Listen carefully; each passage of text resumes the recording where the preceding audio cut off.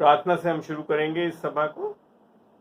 प्रभु तेरा धन्यवाद देते हैं खुदावन, आज के दिन के लिए, इस समय के लिए खुदावन। गुजरे दिनों में खुदावन तूने जो ये इफ्सियों की पत्री पर जो शिक्षा शुरू करवाई खुदावन, उसको तू आज आगे बढ़ाता हुए खुदावन तेरे पवित्र आत्मा की अगुवाई में हम चाहते खुदावन कि तेरे उस दर्शन प्रकाशन से खुदावन हमारे को सिखा समझा खुदावन, ताकि हम और गहरी रीति से यीशु मसीह और तुझे एक परमेश्वर को संपूर्ण ज्ञान से जान सके खुदावन, और अनुग्रह और विश्वास में हम तेरे जी सके खुदावन। उसका धन्यवाद देते खुदावन तेरे बेटे यीशु मसीह के लिए खुदावन, जिसके कारण ये सब कुछ संभव हुआ, जब वो क्रूस पे टांगा गया, मारा गया और तीसरे दिन जी उठा, ताकि हम तुझसे एक रिश्ता पा सके, तेरे बेटे बेटी होने का हक पा सके और तेरे उस उद्धार को चख सके खुदावन, और तेरी पवित्र आत्मा को हमारी आत्मा में हमने पाया खुदावन। जैसा यीशु है वैसे हम आत्मा में अभी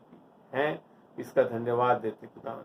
गुजरे दिनों में खुदावन इफ्सियों की पत्रियों में से तूने सिखाया समझाया कि तेरी योजना थी खुदावन कि तू हमारे को इस उद्धार को दिला सके खुदावन, और जिसने तुझे ग्रहण किया खुदावन उसने तेरे बेटी बेटी होने का हक पाया। और आज खुदावन हम तेरे बेटी बेटी होने के हक से खुदावन इस समय खुदावन इकट्ठा होकर खुदावन तेरी स्तुति और महिमा करते खुदावन, धन्यवाद देते खुदावन कि गुजरे दिनों तक तूने हमारा एबेनेजर खुदा रहा और आगे भी बना रहेगा। और तेरी सुरक्षा के लिए हम धन्यवाद देते खुदावन कि जब संसार खुदावन इस महामारी में प्रताड़ित है खुदावन, और हम जानते हैं खुदावन कि तू हमारा रक्षक, सुरक्षा देने वाला और हमारी चारों ओर बाढ़ बना रखा है, तेरे पवित्र लाखों से हम ढापे हुए लोग हैं खुदावन। ये छोटी सी दुआ इस वक्त यीशु के नाम से मांगते हैं, सुन और ग्रहण कर, आमीन। तो आप में से जिस किसी ने भी इफ्सियों की पत्री की कोई भी अगर श्रृंखला नहीं देखी है तो सारे यूट्यूब पे अवेलेबल हैं, उनको अवश्य देखें, ताकि आज की जो आज कड़ी में जिसमें हम विशेषकर इफ्सियों की पत्री 5वें अध्याय से अध्ययन शुरू कर रहे हैं, तो आप उसको और गहराई से समझ सकें। और ये एक पत्री से ही हमको इतना ज्ञान मिल रहा है, तो अगर पूरी बाइबल अगर हम पढ़ेंगे तो आप सोच सकते हैं हम कितने सामर्थी और कितने ज्ञानवान हो सकते हैं, और परमेश्वर की जब ज्ञान में और समझ में बढ़ते हैं तो कैसे सामर्थी हो सकते हैं। इसके बारे में हम सुन चुके हैं अभी तक, और आगे अब और पढ़ के भी देखेंगे। प्रभु का धन्यवाद देते हैं कि आज अध्याय 5 में हम जब शुरू करते हैं तो इसका पहला आज एक आपसे मैं निवेदन करूंगा कि सब लोग अपने माइक म्यूट कर लें ताकि कोई डिस्टरबेंस नहीं हो। माइक को म्यूट मोड में कर लें आप अपने, ताकि कोई किसी को डिस्टरबेंस नहीं हो। माइक को म्यूट कर लें प्लीज़, क्योंकि मेरा आज छोटा सा वो मोबाइल है, इसमें ये सब चीज़ें मैं कर नहीं पाऊंगा, नहीं तो मैं कर दिया करता था, मगर आज आप लोग ध्यान रख के इसको म्यूट कर लें। प्रभु का धन्यवाद। तो यहाँ यूँ लिखा है, इसलिए प्रिय, देखिए कैसे पौलुस शुरू कर रहा है कि हम परमेश्वर के प्रियजन हैं, और फिर लिखा है बालकों की नाई परमेश्वर के सदृश बनो। कैसे बनना है? आप जानते हैं कि बच्चे जो हैं पिता के हर चीज के ऊपर विश्वास कर लेते हैं बड़े आसानी से। मैं जानता हूँ जब छोटे थे अमन अमोल, मैं जब हवा में ऊंचा उनको उठाकर मैंने एक तरह से फेंकता था ऊंचा और फिर गोद में ले लेता था, उनको पूरा कॉन्फिडेंस था, पूरा विश्वास था कि पापा पकड़ लेंगे, मैं नीचे नहीं गिरूंगा, और बल्कि खिलखिलाते थे, हंसते थे, मजा आता था। तो यहाँ पे भी लिखा गया बालकों की नाई परमेश्वर के सदृश बनो। यहाँ हमको बहुत ज्यादा दिमाग लगाकर परमेश्वर के पास अपनी बुद्धि ज्ञान से नहीं आना है, हमको किस पे निर्भर करना है? परमेश्वर की ज्ञान, पवित्र आत्मा की अगुवाई पे। फिर आगे लिखता है, और प्रेम में चलो। परमेश्वर के साथ चलना, प्रेम में चलना है। क्यों? क्योंकि बाइबल बताती है, पहला यूहन्ना 4 में 2-3 जगह लिख रखा है कि परमेश्वर प्रेम है। तो परमेश्वर जैसा प्रेम है तो हमको भी, क्योंकि रोमियो 5:5 में लिख रखा है कि पवित्र आत्मा के द्वारा परमेश्वर का प्रेम हमारे हृदयों में उंडेला गया है। तो हमारे अंदर अब किसका प्रेम आ गया? परमेश्वर का प्रेम आ गया। तो इसके लिए हम क्या लिखता है वो, और प्रेम में चलो। ये गए गुजरे 4 अध्यायों में मैं सिखा चुका हूं कि अब हम उद्धार पाए हुए जयवंत लोग हैं, हम पवित्र आत्मा पाए हुए हैं, आत्मा से चलने वाले हैं, और आज परमेश्वर स्वयं प्रेम है, तो हम भी प्रेम में चल सकते। परमेश्वर आपसे कभी भी कोई चीज ऐसा नहीं कराएगा जिसके लिए आपको उसने सामर्थ और समझ बुद्धि नहीं दी हो। तो यहाँ लिखा था, वो प्रेम में चलो जैसे मसीह ने भी तुमसे प्रेम किया। आपको पता है जो एक आज्ञा जो यीशु मसीह ने अपने चेलों को दी, यूहन्ना 13 में जब पढ़ते हैं हम, तो वहां लिख रखा है, तुम एक दूसरे से प्रेम को जैसा मैंने तुमसे प्रेम किया। ऐसा नहीं लिखा कि अपने प्रेम से प्रेम करो, क्योंकि आज हमारे अंदर परमेश्वर का प्रेम है और यीशु मसीह परमेश्वर का प्रेम है। तो वो क्या चाहता है कि हमारे प्रेम, तो यही चीज यहाँ लिखी, जैसे मसीह ने भी तुमसे प्रेम किया और हमारे लिए अपने आप को सुखदायक सुगंध के लिए परमेश्वर के आगे भेंट करके बलिदान कर दिया। आप जानते हैं कि अगर यीशु मसीह क्रूस पे नहीं चढ़ा होता तो आज हम उद्धार नहीं पा सकते थे, परमेश्वर की आत्मा को नहीं पा सकते थे। और यही है सबसे बड़ा कार्य कि यीशु मसीह, परमेश्वर ने, जो हम इफ्सियों 1 में पढ़ा था कि वो योजना उसके अंदर थी, उसको पता था कि आदम और हव्वा गिर जाएंगे और मैं फिर अपने बेटे यीशु मसीह के उस बलि के द्वारा वापिस पुनर्स्थापित कर दूंगा मनुष्य कौम को, इन बच्चों को अपने आप में। फिर आगे लिखा है 3री आयत में, और जैसा पवित्र लोगों के योग्य है। परमेश्वर अब हमको कैसे देखता है? अपवित्र नहीं देखता है, पवित्र देखता है। हमारे को संत बोला गया है जब उद्धार पा जाते हैं। क्यों? क्योंकि हमारी आत्मा कैसे हो गई है? बिल्कुल नई कर दी गई है। जैसा यीशु की आत्मा है वैसी हमारी आत्मा हो गई है। परमेश्वर यीशु मसीह की पवित्र आत्मा की छाप हमारे अंदर लगी, हमारे आत्मा पे।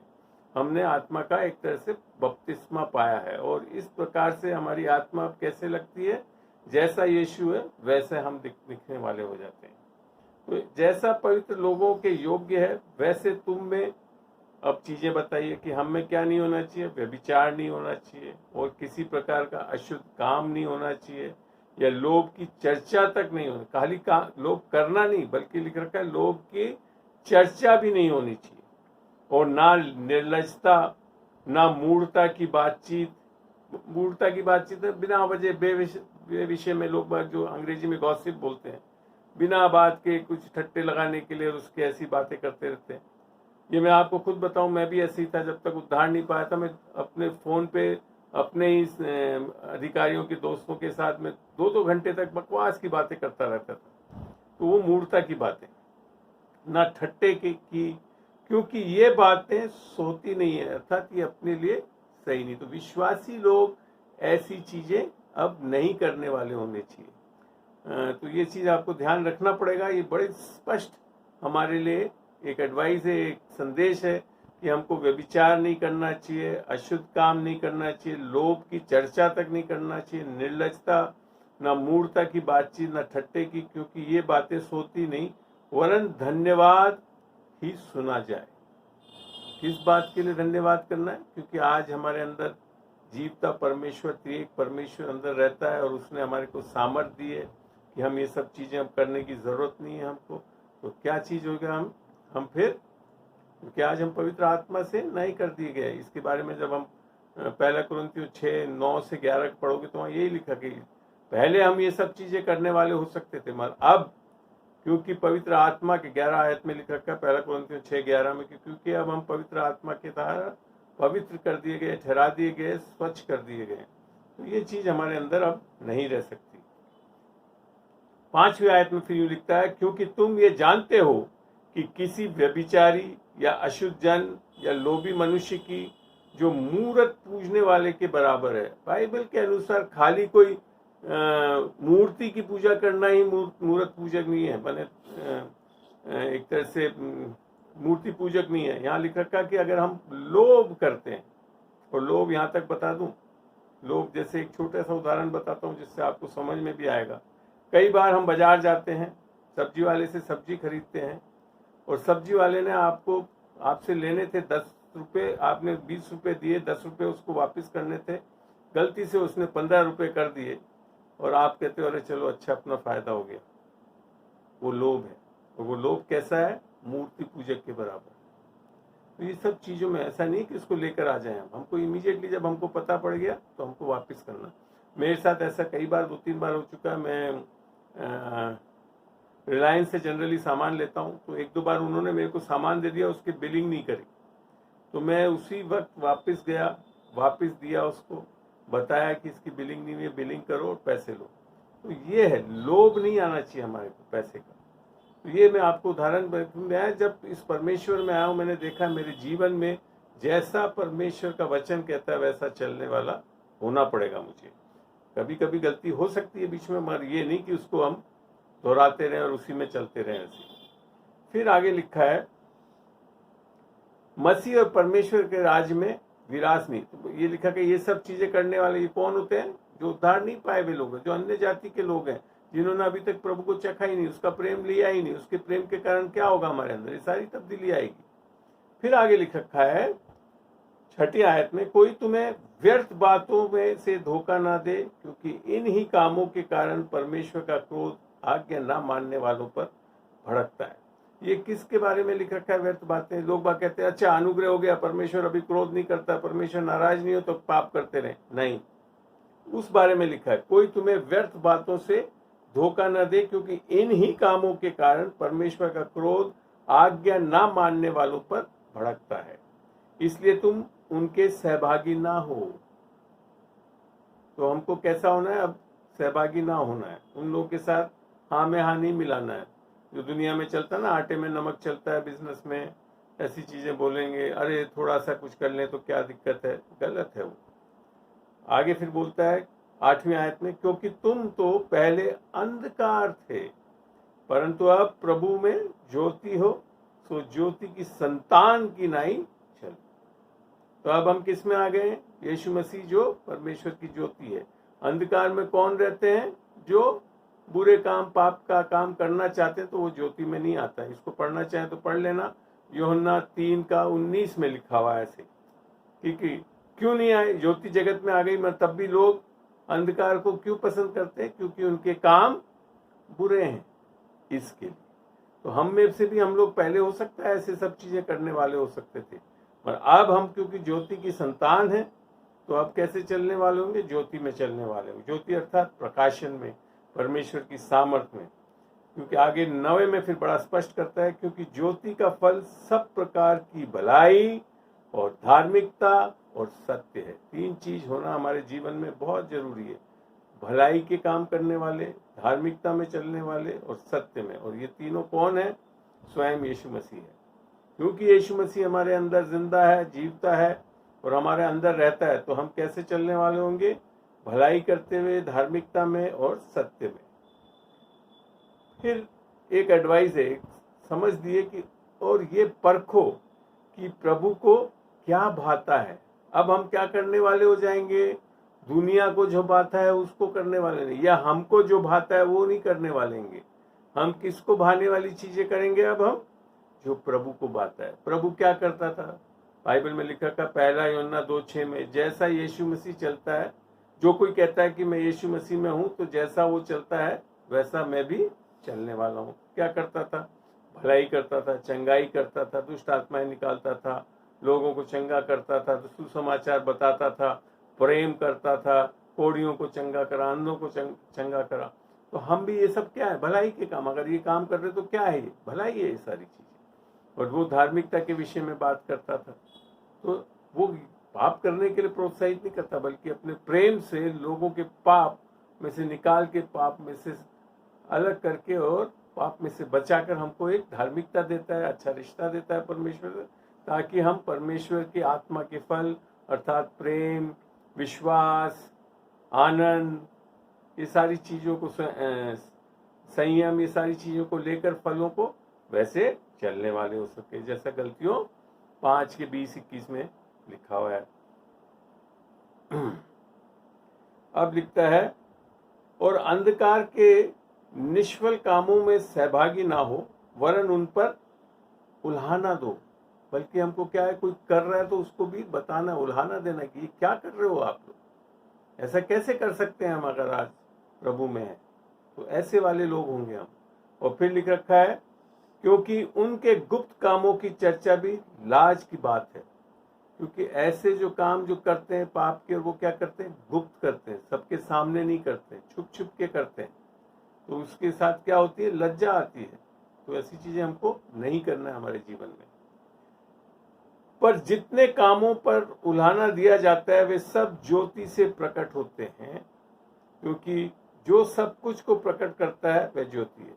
हम लोगों से बच सकते हैं सब, परंतु खुद पवित्र आत्मा एक विश्वासी के अंदर है तो क्या है, वो ज्योति हमारे अंदर है। तो हमारे परमेश्वर आपके साथ है जब भी आप अगर कहीं गलत कर रहे हैं तो ये समझ लेना आप, परमेश्वर कोई छोड़ के नहीं चला जाता, आप मत दुखी हो जाता, पवित्र आत्मा आपसे खेदित हो जाती है, परंतु तब भी रहता है अंदर, आपको छोड़ता नहीं, कभी त्यागता नहीं, क्योंकि उसने जैसा इब्रानियों 13:5 में लिख रखा है, मैं कभी नहीं छोड़ूंगा।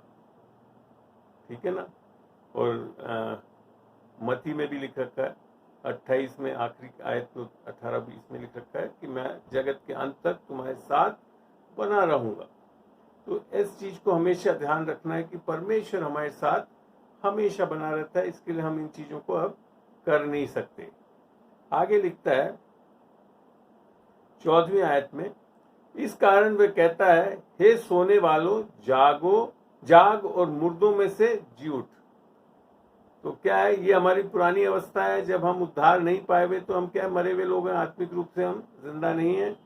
तो आत्मिक रूप से जब हम जिंदा हो गए तो फिर क्या होना, एक हमारे अंदर जाग आनी चाहिए, एक प्रकाशन आना चाहिए, एक परमेश्वर के लिए लगाव आना चाहिए, परमेश्वर के वचनों के आधार पे चलने वाले, जैसा वो चाहता है उसके स्वभाव में चलने वाले, जैसे ऊपर हमने बताया, ये चीजें हमारे अंदर चेत आ जानी चाहिए। हम अब खाली मुर्दों की तरह पड़े, विश्वासी ऐसा नहीं हो सकता कि भाई जैसे पहली जीवन था वैसे जीते रहें। तो मसीह की ज्योति तुझ पर चमकेगी, और जितना हम चलने लगेंगे तो मसीह की ज्योति और हम पे चमकेगी और लोगों को समझ में आए, क्योंकि बाइबल में लिख रखा है कि विश्वासी क्या है, वो दीप है जो कि ऊंचा उठाया जाता है ताकि लोगों के लिए हम प्रकाश बन सके। हम वो नमक है जो संसार के लिए नमक बन सके। तो ये चीज हमारे हमेशा अंदर रहनी चाहिए। 15वीं आयत में लिखता है, इसलिए ध्यान से देखो कि कैसी चाल चलते हो। ध्यान से देखो भाइयों और बहनों, ये बहुत जरूरी है। रोजाना हम क्या चल रहे हैं, कैसे चल रहे हैं, परमेश्वर को लुभा रहे हैं नहीं लुभा रहे हैं, हमको देखना है, बार बार देखना है। निर्बुद्धियों की नाई नहीं पर बुद्धिमान की नाई चलो, क्योंकि अब हम निर्बुद्धि नहीं है। बाइबल में बताता है 1 कुरिन्थियों 2 की आखिरी आयत में कि हमारे अंदर मसीह की बुद्धि है, मसीह का मन है हमारे अंदर। अब हम निर्बुद्धि लोग नहीं है, हम सब चीजें जानते हैं।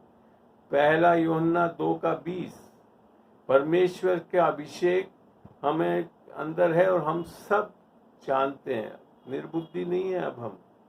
तो ये चीज हमारे को ध्यान रखना है। पहले सब चल सकता था, जब अंधकार में थे, कुछ नहीं समझती, हमारे बुद्धिमान नहीं थे, हम गलत चीजें करते थे, पाप करते थे, लोभी थे, सब चीजें पहले हो सकती, मगर अब ऐसा नहीं रहना है हमको। फिर आगे बोलता है 16, और अवसर को बहुमूल समझो क्योंकि दिन बुरे हैं। दिन अच्छे नहीं है इस संसार में। क्यों? क्योंकि संसार किसके गिरफ्त में है? शैतान के। 1 यूहन्ना 5:19 में जैसा लिख रहा है, संसार दुष्ट के हाथों में, बुरे हाथों में, इसके लिए दिन बुरे हैं। मगर हमको क्या है, हर अवसर को बहुमूल्य मानना है, मौके का फायदा उठाने वाले होने चाहिए। इस कारण निर्बुद्धि नहीं ना हो और ध्यान से समझो कि प्रभु की इच्छा क्या है। तो प्रभु की सबसे पहली इच्छा क्या है? परमेश्वर की इच्छा यीशु मसीह के लिए थी कि वो संसार में आकर अपने प्राणों को दे हमारे पापों के लिए और तीसरे दिन जी उठे ताकि हम उद्धार पा सके। ये तो यीशु मसीह के लिए इच्छा थी, मगर हमारे लिए प्रभु की इच्छा लिख रखी है यूहन्ना 6। जब आप पढ़ोगे, मेरे ख्याल से 1 मिनट में खोल के बताता हूँ। यूहन्ना 6 खोलें, यूहन्ना 6 का 38 के आसपास होगा। यूहन्ना 6 और जी 38 से मैं पढ़ रहा, 37 से पढ़ रहा हूँ। जो कि कुछ पिता मुझे देता है वे सब मेरे पास आएंगे, उसमें कभी ना निकालूंगा, क्योंकि मैं अपनी इच्छा नहीं वरन अपने भेजने वाली की इच्छा पूरी करने के लिए स्वर्ग से उतरा हूं। ये तो यीशु मसीह के लिए इच्छा थी पिता परमेश्वर की। और मेरे भेजने वाले की इच्छा ये है कि जो कुछ उसने मुझे दिया है उसमें से मैं कुछ न खोऊं, परंतु उसे अंतिम दिन फिर जिला उठाऊं। क्योंकि परमेश्वर की इच्छा है ये है, दूसरा पत्रस 3:9 में लिखा कि कोई हम नाश ना हो, परंतु सब हम बचा लिए जाएं। ये परमेश्वर की इच्छा है हमारे लिए।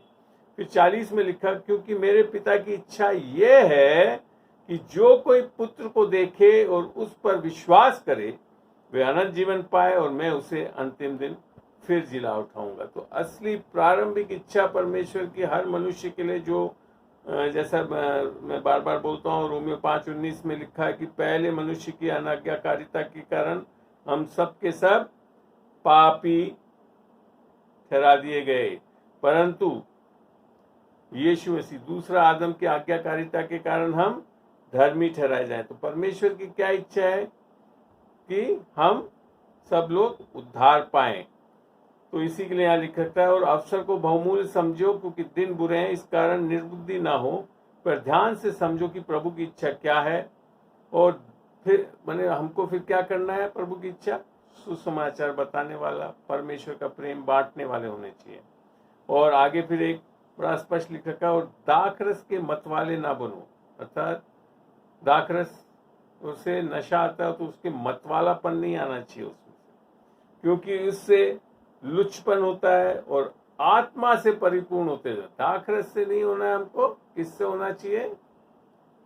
आत्मा, पवित्र आत्मा से हमको दिन प्रतिदिन और परिपूर्ण। पवित्र आत्मा हमारे को दे दी गई है, मगर उसकी परिपूर्णता में हमको दिन प्रतिदिन चलना है। और ये कैसे चल सकते हैं इसके लिए कि जब हम आपस में भजन और स्तुति करें। पवित्र आत्मा से भरे हुए चलने के लिए एक तरीका बताया यहाँ पे इफ्सियों में कि हम आपस में भजन और स्तुति गान और आत्मिक गीत गाया करें, और अपने अपने मन में प्रभु के सामने गाते और कीर्तन करते रहें। अगर आपको जोर से गाने नहीं भी आता है तो मन में भी हम परमेश्वर का कीर्तन, मैं अक्सर, क्योंकि मेरे को गाना अच्छा नहीं आता है, पर मैं मन में जरूर परमेश्वर की स्तुति और महिमा हमेशा करता रहता हूँ।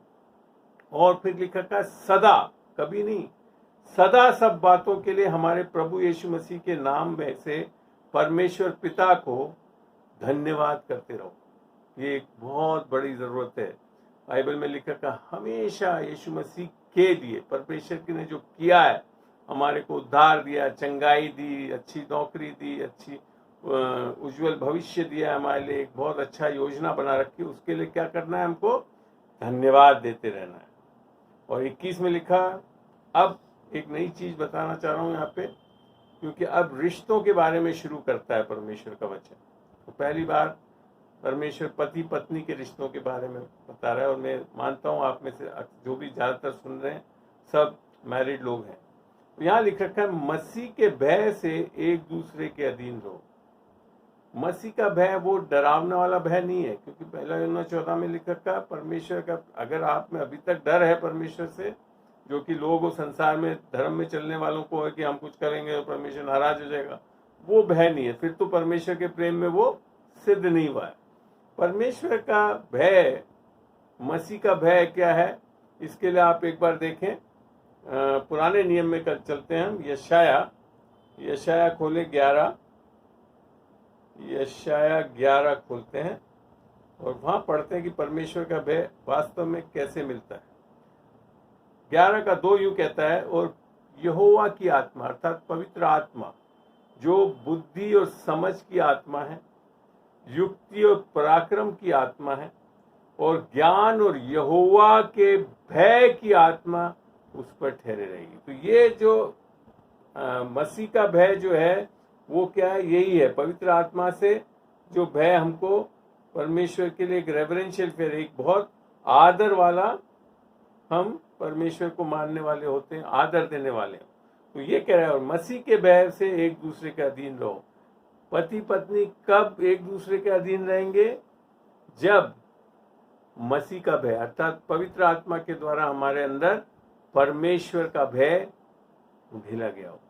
फिर आगे लिखता है, अब पत्नियों के लिए सलाह दी गई है, हे पत्नियों अपने अपने पति के ऐसे अधीन रहो जैसे प्रभु के। ठीक है ना? अपने अपने पति के, दूसरे पतियों के अधीन नहीं होना है पत्नियों को। किसके अधीन होना है? अपने अपने पति के ऐसे अधीन रहो जैसे प्रभु के, क्योंकि पति पत्नी का सिर है, जैसा कि मसीह कलीसिया का सिर है और आप ही देह का उद्धार करता है। तो परमेश्वर यीशु मसीह जैसे कलीसिया का उद्धार करता है, तो हमको भी, पत्नियों को भी किसके अधीनता में रहना है? सिर अर्थात पति के। और ये बिल्कुल स्पष्ट बता दूं, अन्यथा जब तक कि पति किसी का देहांत हो गया, कुछ हो, तो घर में अगर पति पत्नी है तो पति को सबसे ज्यादा जिम्मेदारी लेनी चाहिए घर को चलाने के लिए, क्योंकि बाइबल में यहाँ बता रखा है कि वो सिर है, तो सिर ही तो चलाता है हमारे को, देह को। इसी प्रकार से एक विवाहित जीवन में पति का जिम्मेदारी होती है कि वह घर को सब चलाए। ठीक है ना? फिर लिख रखा है, पर जैसा कलीसिया मसीह के अधीन है वैसी ही पत्नियां भी हर बात में, कुछ बात में नहीं लिख रखा, हर बात में अपने पति के अधीन रहें। तो अब कई लोग, पति लोग सोच रहे होंगे बहुत मजे मार सकते हैं हम लोग, पत्नियां बिल्कुल अधीन रहेंगे। ऐसा नहीं है। आगे चल के अब पतियों के लिए भी कुछ सलाह दी गई है। क्या लिखा है? हे पतियों, अपनी अपनी पत्नी से प्रेम करो, दूसरे की पत्नियों से नहीं। किससे प्रेम करना है? अपनी अपनी पत्नियों से प्रेम रखो, जैसा मसीह ने भी कलीसिया से प्रेम करके अपने आप को उसके लिए दे दिया। तो पति ऐसा नहीं करना है कि उसको मारे पीटे करे। जैसा मसीह ने कलीसिया के लिए प्रेम किया और अपने आप को दे दिया, वैसे ही पति का प्रेम पत्नी के लिए होना चाहिए, अर्थात हाथ बटाने वाला, उसके लिए एक सहायक होना चाहिए। ठीक है ना? आगे फिर क्या लिखा है कि उसको वचन के द्वारा जल के स्नान से शुद्ध करके पवित्र बनाए। ये कलीसिया के बारे में लिखा है। ऐसी पति पत्नी भी कैसे शुद्ध होते हैं? रोजाना वचन आधारित जीवन जीकर वचन के आधार पे चलने वाले होंगे, तब जाकर हम पवित्रता जो हमको मिल चुकी है उसमें चलने वाले हो जाएंगे, बने रहेंगे। और उस आगे 27 में लिखा है, और उसे एक ऐसी तेजस्वी कलीसिया बनाकर अपने पास खड़ी करे जिसमें ना कलंक, ना झुर्री, ना कोई ऐसी वस्तु हो, वरन पवित्र और निर्दोष हो। यहाँ कौन कर रहा है ये सब चीज? मसीह कर रहा है। मसीह इसी के लिए आया ताकि अपनी कलीसिया अर्थात दुल्हन को वो तैयार कर सके। और कैसे तैयार करे? कि ना तो उसमें कोई कलंक हो, ना झुर्री हो, ना कोई ऐसी वस्तु हो, वरन पवित्र और निर्दोष हो। ये कब होगा? जब हम पवित्र आत्मा की सहायता लेकर करने वाले हों। अपने आप पवित्र आत्मा भी कुछ नहीं कर सकता। हमारी इच्छा वो होनी चाहिए कि हम उसके अगुवाई में चल के, उससे सीख के, उन चीजों को जो हमने ऊपर पढ़ा अभी, उन सबको हम अपने जीवन में लागू करने वाले हो सके। फिर 29 में लिख रखा है, क्योंकि किसी ने कभी अपने शरीर से बैर नहीं रखा, वरन उसका पालन पोषण करता है, जैसा मसीह भी कलीसिया के साथ करता है। बहुत अच्छा एक उदाहरण है। इसलिए कि हम उसको की देह के अंग हैं। क्यों करना है? पूरे अंग को, जैसे परमेश्वर यीशु मसीह ने पूरी अपनी कलीसिया को बनाए रखा है, सबको पवित्र आत्मा दिया है, सबको बराबर का विश्वास दिया है, सबको पवित्र लहू के द्वारा धोया है। तो इन चीजों को ध्यान रखते हुए ऐसी पति को भी अपनी पत्नी को बनाए रखना चाहिए। आगे लिखा 31 में, इस कारण मनुष्य माता पिता को छोड़कर अपनी पत्नी से मिला रहेगा और वे दोनों एक तन होंगे। इसका ये मतलब नहीं कि माँ बाप को छोड़ दो, अलग कर दो, ये नहीं है, ऐसा कहीं नहीं है बाइबल में। अभी आगे जाकर आपको मैं बताऊंगा कि माँ बाप की इज्जत करनी है हमको, बच्चों के लिए सलाह दी गई है। तो यहाँ जो मतलब है कि हमारा रिश्ता जो है, पति पत्नी के रिश्ते में कभी भी कोई भी ढपी हुई चीज नहीं होनी चाहिए। सब चीज स्पष्ट बता देना चाहिए। इवन अगर आपने कोई गलती करी है तो एक दूसरे को बताने वाले हो जाओ, क्योंकि अगर आपने नहीं बताया और बाहर वाले ने किसी ने आकर बताया तो एक कड़वाहट रहेगी आपके दोनों के रिश्ते के बीच में। इसके लिए पति पत्नी का रिश्ता ऐसा माना है। और यहाँ तक कि परमेश्वर यीशु मसीह ने भी जब अपनी कलीसिया को माना है तो क्या माना? दुल्हन के रूप में। तो ये एक बहुत बड़ा अच्छा एक ऐसा रिश्ता है, एक इतना घनिष्ठ रिश्ता होता है पति पत्नी का कि उसके बीच में कोई नहीं आना चाहिए। यहाँ तक कि माँ बाप, सास ससुर और ये जो जब बीच में आकर लोगों इस रिश्ते को तोड़ कभी कभी हिलाने की कोशिश करते हैं तो फिर क्या हो जाता है, एक श्राप आ जाता है। इसके लिए हमारे को हमेशा ध्यान देना कि लोगों की बातों को नहीं, एक दूसरे से सारी चीज स्पष्टता से बात करके रहनी चाहिए। फिर आगे लिख रखा है, ये भेद तो बड़ा है पर मैं मसीह और कलीसिया के विषय में कहता हूँ। इसको एक भेद के रूप में बताया परमेश्वर का वचन कहता है, क्योंकि मसीह और कलीसिया का रिश्ता भी ऐसे ही है, पति पत्नी का रिश्ता, अर्थात दूल्हा दुल्हन का रिश्ता आने वाले इसमें। तो ऐसे ही हमारा मियाँ बीवी का रिश्ता भी ऐसे ही होना चाहिए कि एक दूसरे को पूर्ण रूप से जानने वाले, सब बातों को बताने वाले, सुनने वाले होना चाहिए। पर तुम में से हर एक अपनी पत्नी से, अब ये पतियों के लिए है, तुम में से हर एक अपनी पत्नी से अपने समान प्रेम रखो और पत्नी भी अपने पति का भय माने। ये वो डर नहीं है जो मारपीट के भय करा जाता है, ये परमेश्वर के प्रेम का भय है। जैसे हमने अभी ऊपर पढ़ा कि यहोवा का भय, परमेश्वर का भय कैसे आता है, अपने परमेश्वर की आत्मा के द्वारा। अब आगे चलते हैं क्योंकि इसमें आगे रिश्तों के बारे में ही है, तो मैं छठे चैप्टर में भी आज कोशिश करके इसको करना चाहता हूँ। फिर लिखा का, हे बालकों, अब ये बच्चों के लिए। अब मैं आपको बता दूं ये रिश्ते जो हैं वो कायम कैसे होंगे, कब चलेंगे, जब पति पत्नी का सबसे पहले रिश्ता सही होगा, तब उनके बच्चे सही रहेंगे। बालकों, प्रभु में अपने माता पिता के आज्ञाकारी हो। अगर माँ बाप में ही जैसा रिश्ता होना चाहिए वो नहीं है, लड़ रहे हैं, झगड़ रहे हैं, एक दूसरे से चीजें छुपा रहे हैं, तो निस्संदेह बच्चे भी फिर उनकी आज्ञाकारी नहीं होंगे। ये मैं बहुत 2-3 परिवारों में मैं इस चीज को देख चुका हूँ, काउंसलिंग में समझा चुका हूँ और बहुत बड़ा फल देखा जब वचन के अनुसार चले। जब पति पत्नी सही होते हैं तब बच्चे भी आज्ञाकारी बनते हैं, क्योंकि ये उचित है। फिर लिखा का, अपनी माता और पिता का आदर कर।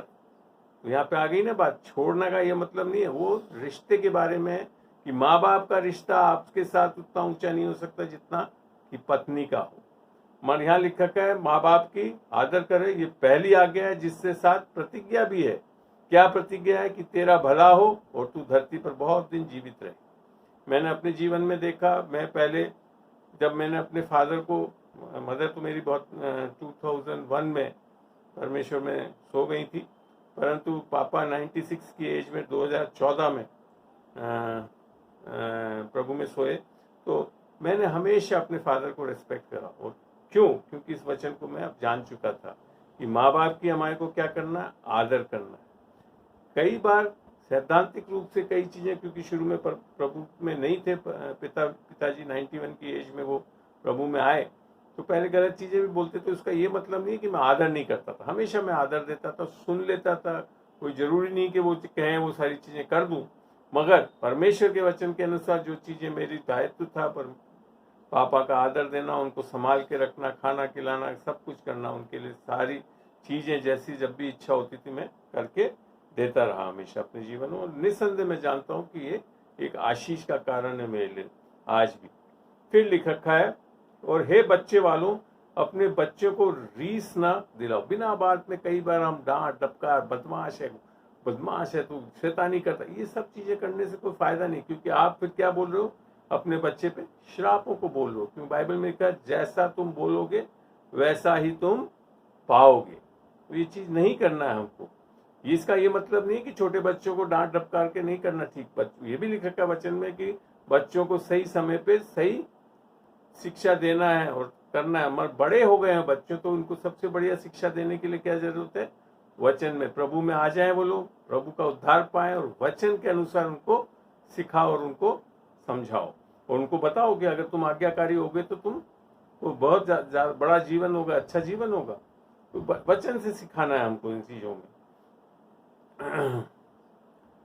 तो अब दासों के बारे में, हमारे नीचे जो काम करने वाले वो दास हुए हमारे। तो क्या है, अगर नौकरी करते हैं तो नौकरी में अगर मैं बॉस हूँ और नीचे मेरे सेवक हैं जो भी अधिकारी लोग हैं, उनके लिए हे दासों, अगर ये वो दासों को जो नीचे काम कर रहे हो बॉसों के अधीन, तो उनके लिए है कि जो लोग शरीर के अनुसार तुम्हारे स्वामी हैं, अपने मन की सिधाई से डरते और कांपते हुए, जैसे मसीह की वैसे ही उनकी भी आज्ञा मानो।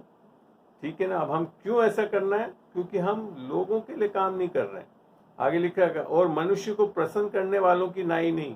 आप देखते हो कई लोग होते हैं ना कि अच्छा बॉस आ गया, हाँ सारा काम कर रहे हैं, बहुत फाइल निकालने फलाना कर रहे हैं सारा, और किरण जी बहुत बढ़िया खाना बना रही है। ऐसा नहीं कि लोगों को दिखाने के लिए मैं सुबह शाम तक काम करता हूँ, बट जैसे ही बॉस गए, जब हमारे जो देखने वाले गए, वही फिर बैठ गए, फिर गप मार रहे हैं, फिर ये कर रहे हैं। वो नहीं हो सकता। हमको कैसा करना लिखा है? और मनुष्य को प्रसन्न करने वालों की नाई दिखाने के लिए सेवा ना करो, पर मसीह के दासों की नाई मन से परमेश्वर की इच्छा पर चलो। क्यों? क्योंकि लिखा है और उस सेवा को मनुष्य की नहीं परंतु प्रभु की जानकर सुइच्छा से करो। अपनी इच्छा से करना है, ये नहीं कि उसको एक बोझ समझ के करना है।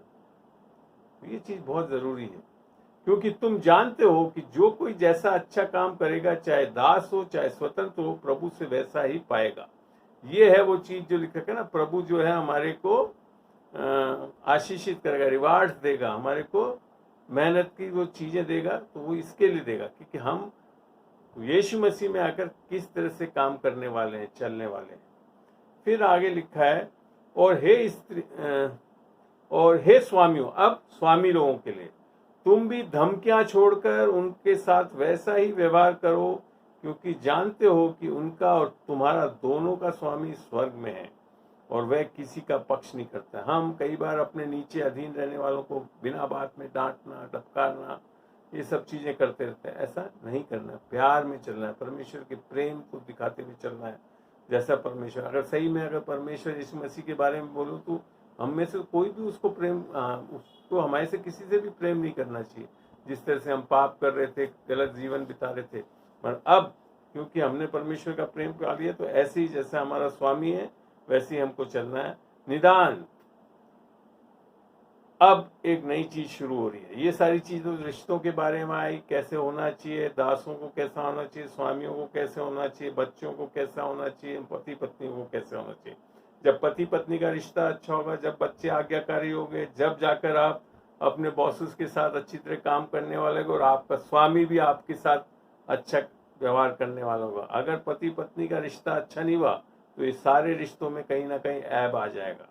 ये मैंने देख रखा है, लोगों में देखा हुआ है, प्रैक्टिकली देखा हुआ है, और ये चीज हमेशा इसी तरह से चलती है। सबसे पहले पति पत्नी का रिश्ता अच्छा होना चाहिए, जैसा प्रभु का वचन बताता है। अब आ रही है बात आत्मिक युद्ध की। अब लिखता है 10 में, निदान प्रभु में और उसकी शक्ति के प्रभाव में बलवंत बनो। कभी भी उद्धार पाने के बाद अपने आप में बलवंत नहीं होना है। इसमें होना है प्रभु में और उसकी शक्ति में। प्रभु में कैसे बलवंत होते हैं? जब हम उसके प्रेम को अनुभव करते हैं, जैसा हमने इफिसियों 3 में 18, 19, 20 आदि में पढ़ा था कि जितनी उसकी प्रेम की लंबाई, गहराई, चौड़ाई और ऊंचाई जितना हम अनुभव करते हैं, उतने प्रभु में भरपूर हो जाते हैं।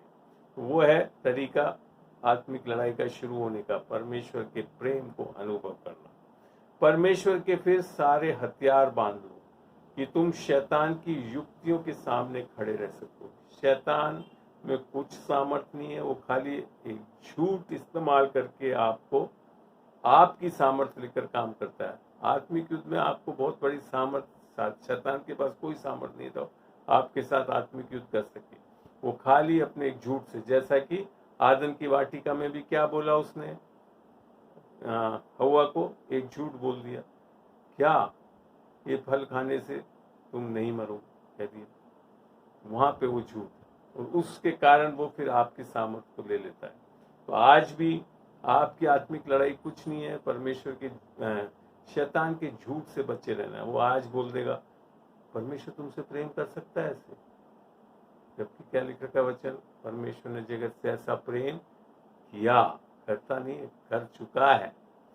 वो जब भी आप परमेश्वर के प्रेम को ऊपर आपके ऊपर डाउट ला देगा, तो वो फिर शैतान सारे टेम्पटेशन अर्थात परीक्षाओं में डाल सकता है आप।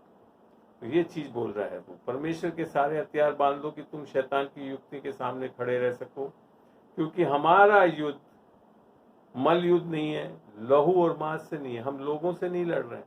हम क्या है, अपनी बीवियों से, अपने पड़ोसियों से हम इंसानों से लड़ने लगते हैं। हमको इंसानों से लड़ने की जरूरत ही नहीं है। उसके पीछे जो शक्ति है, कौन है वो? शैतानी ताकत है जो लिख रखा है। हमारा मल युद्ध लहू और मांस से नहीं, परंतु प्रधानों से और अधिकारियों से और इस संसार के अंधकार के हाकिमों से और उस दुष्टता की आत्मिक सेनाओं से है जो आकाश में है। आपको पता है, एक मनुष्य के अंदर बहुत शैतानी ताकतें हो सकती है। सेना के सेना दुष्ट आत्माएं हो सकती है। तो हाँ है वो लड़ाई हमको। हम लोगों से लड़ने लगते हैं। लोगों से नहीं लड़ना है हमको, आत्मिक शक्तियों से लड़ना। उसके लिए लड़ने के लिए क्या करना पड़ेगा? इसलिए परमेश्वर के सहारे हथियार बांध लो कि तुम बुरे दिन में, बुरे दिनों में नहीं लिख रखा। बुरे दिन क्या है? बहुत लिमिटेड है, एक दिन है। जब आपने उसके झूठ को ग्रहण कर लिया, फिर आपके साथ वो सब चीजें शुरू करता है। तो कह रहा है बुरे दिन में सामना कर सको। और सामना किसको करना है? हमको खुद को करना है। परमेश्वर नहीं कर रहा है। परमेश्वर ने उसको निहत्ता कर चुका है। उसने क्रूस पे उसने उसको निहत्ता कर दिया है। अब हमको सामना करना है। जैसे याकूब 4:7 में लिख रखा है, परमेश्वर के अधीन हो जाओ, शैतान का सामना करो, निस्संदेह भागेगा, लिख रखा है। तो ये चीज हमको ध्यान होना चाहिए। तो कैसे भागता है फिर देखते हैं आगे। और सब कुछ पूरा करके स्थिर रह सको। क्या करना है? विश्वास। आगे बताता है वो, सत्य से अपनी कमर कसकर। सत्य कौन है? यीशु मसीह स्वयं, अर्थात उसका वचन। आदि में वचन था, वचन परमेश्वर के साथ, वो सत्य है। तो सत्य में कमर कसकर और धार्मिकता की झीलम पहनकर। झीलम आप जानते हो कि एक कवच टाइप पहनते हैं, तो उसको हमको धार्मिकता, धार्मिकता किसकी है? धार्मिकता परमेश्वर की धार्मिकता जो हमारे को दान में मिली है। विश्वास की धार्मिकता है जो यीशु मसीह है स्वयं, जैसा 1 कुरिन्थियों 1:30 में लिख रखा है। और पाँव में मेल के सुसमाचार की तैयारी के जूते पहनकर। सुसमाचार हमको पूर्ण रूप से समझ में आ जाना चाहिए, क्योंकि लिख रखा है, पौलुस भी लिखता है 1 कुरिन्थियों 15 में कि उसी में स्थिर रहना है हमको। और उन सब के साथ विश्वास की ढाल लेकर। ढाल कैसी होनी चाहिए? विश्वास की ढाल। देखते हैं आप, जो सिपाही लोग ढाल लेकर बैठते थे, लेकर स्थिर रहो, जिससे तुम उस दुष्ट के सब जलते हुए तीरों को बुझा सको। जलते हुए तीर क्या? युक्तियां, झूठ जो बेलता है उसको कैसे बुझा सकते हो? विश्वास की ढाल से। परमेश्वर कैसा? विश्वास कैसे आता है? परमेश्वर के वचन से। परमेश्वर का वचन जब जानते हो तो फिर क्या कर सकते हो? उन तीरों को ढाल से खत्म कर सकते हो। फिर लिखा का, और उद्धार की टोप।